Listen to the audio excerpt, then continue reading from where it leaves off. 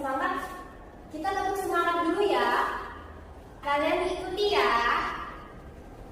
1, 2, 3. Tepuk semangat. Dan ding ding ding. Dung dung dung. Dan ding ding ding. Dung dung dung. Aha aha se. Aha aha ma. Aha aha kat. Semangat. Sudah semangat? Baik, kalau sudah semangat.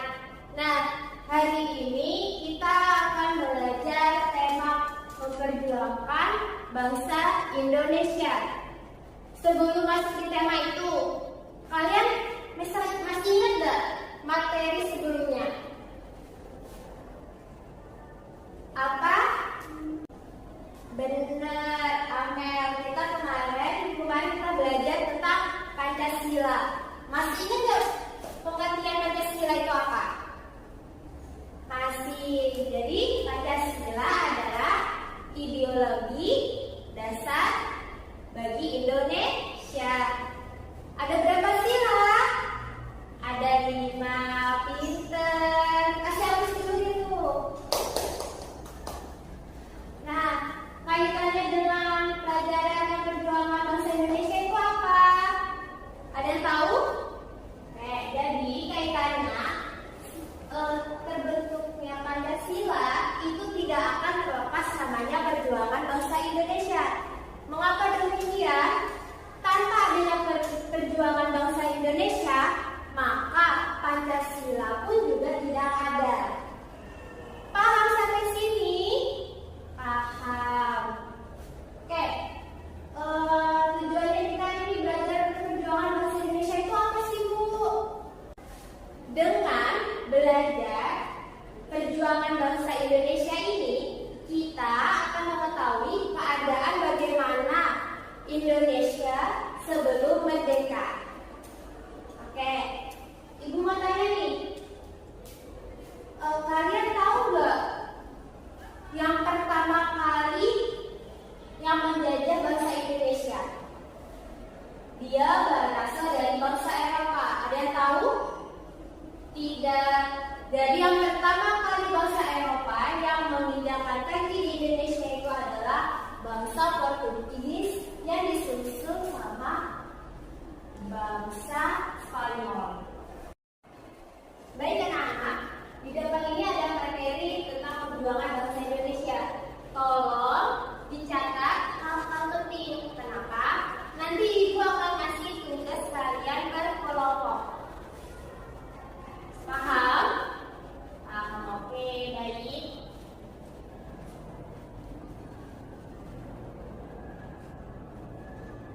Kedatangan bangsa Eropa ke Indonesia. Awal mula bangsa Eropa itu datang ke Indonesia itu untuk berdagang dan mencari rempah-rempah yang tidak ada di Eropa. Kenapa? Di Eropa itu dia beriklim dingin, sedangkan di Indonesia itu beriklim tropis, sehingga bangsa Indonesia itu terkenal dengan rempah-rempah yang banyak. Nah, kenapa mereka cari rempah-rempah? Karena dia berguna untuk pengobatan, penyedap makanan, dan pengawet makanan. Nah, bangsa Portugis itu adalah bangsa yang pertama kali datang ke Indonesia untuk mencari rempah-rempah dan disusul oleh bangsa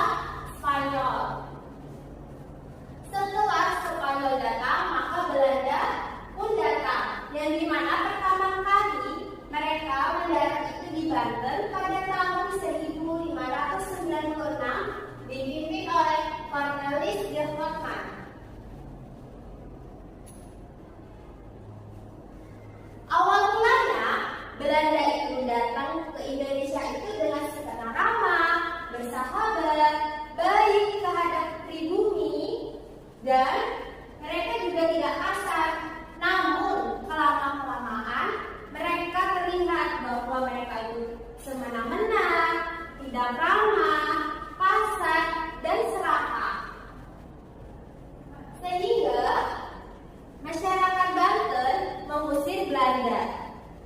Namun, Belanda datang lagi kedua kalinya di tahun 1598 di Banten yang dipimpin oleh Jacob van Eyck dan disusul oleh Warki. Sejak saat itu, bangsa Belanda berlomba-lomba datang ke Indonesia untuk mencari rempah-rempah.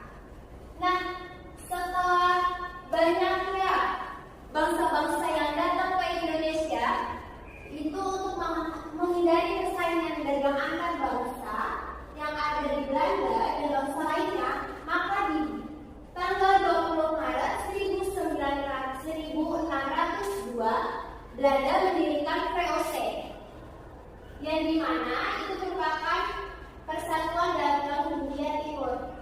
Namun VOC ini sendiri itu membuat masyarakat resah. Kenapa? Mereka monopoli perdagangan rempah-rempah yang ada di Indonesia, yang dimana rempah-rempah ini ditanam hanya untuk bangsa Belanda dan dijual dengan harga yang telah ditentukan oleh bangsa Belanda itu sendiri.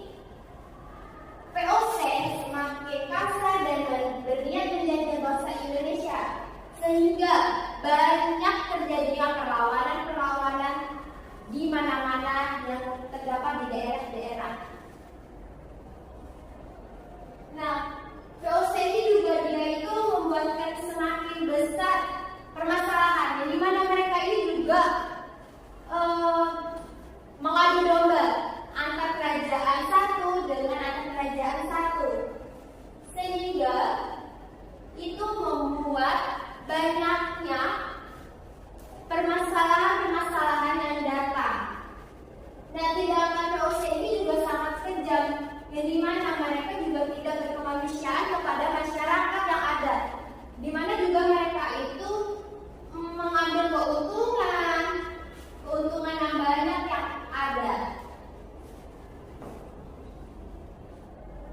Nah, namun karena banyaknya bangsa-bangsa yang datang dan Indonesia itu sendiri dia melawan, nah Belanda itu sendiri menyerah pada tahun 1811, yang dimana mereka menyerahkan kepada Inggris, yang dimana penyerahan kekuasaan itu disebut dengan rekapitulasi utang. Nah, di sini masa penjajahan Jepang. Pasti kalian bertanya-tanya, Ibu, kenapa bangsa Eropa setelah itu bangsa Jepang? Karena rempah-rempahnya itulah banyak bangsa-bangsa lain yang ingin ke Indonesia. Sampai di sini paham? Paham. Ibu mau tanya, tadi masih ingat yang jawab tadi? Negara yang pertama kali menjadi Indonesia siapa, Den? Negara apa? Pinter, negara Portugis. Masih ingat? Masih, good job. Nah, masa penjajahan Jepang pada awalnya perang dunia II Indonesia masih di bawah penjajahan Belanda. Belanda mulai merasa khawatir ketika Jepang sudah berhasil menduduki daerah-daerah di Asia. Jepang pun juga menyatakan perang pada Belanda di Indonesia, dan sehingga pasukan Jepang itu berhasil menguasai wilayah-wilayah yang ada di Indonesia.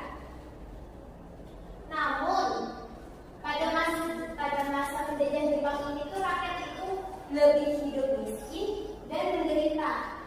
Harta kekayaan itu mereka dirampas, baik itu dari tanah yang mereka tanamin, baru makanan, yang dimana makanan dan hasil-hasil mereka itu diangkut ke Jepang.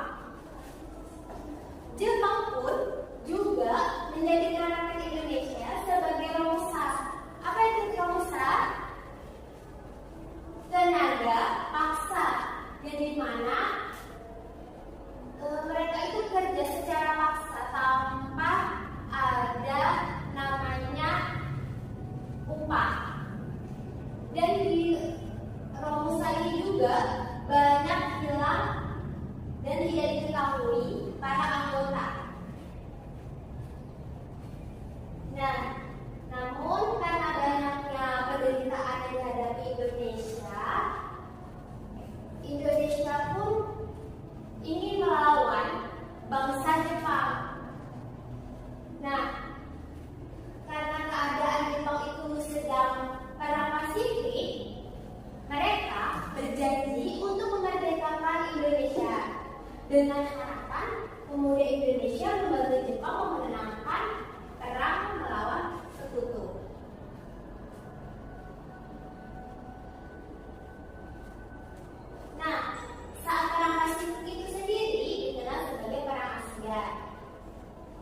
amanat Timur Raya yang berlangsung selama 4 tahun.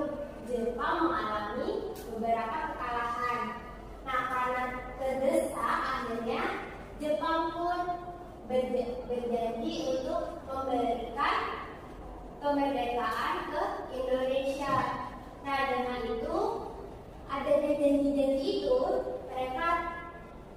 mereka pun membentuk BPUPKI, Badan Penyelidikan Usaha-usaha Persiapan Kemerdekaan Indonesia. Nah, setelah terjadinya kekalahan, setelah kota Hiroshima dan Nagasaki dibom atom oleh Amerika Serikat pada tanggal 6 dan 9 Agustus 1945, Jepang pun menyerah pada sekutu.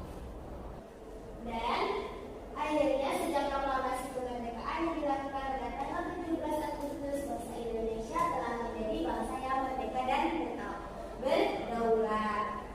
Sampai di sini paham materinya? Paham, oke. Di sini gue ada tugas buat kalian. Kan di sini ada 3 baris. Nah, di sini baris kelompok 1, ini baris kelompok 2, dan ini baris kelompok 3.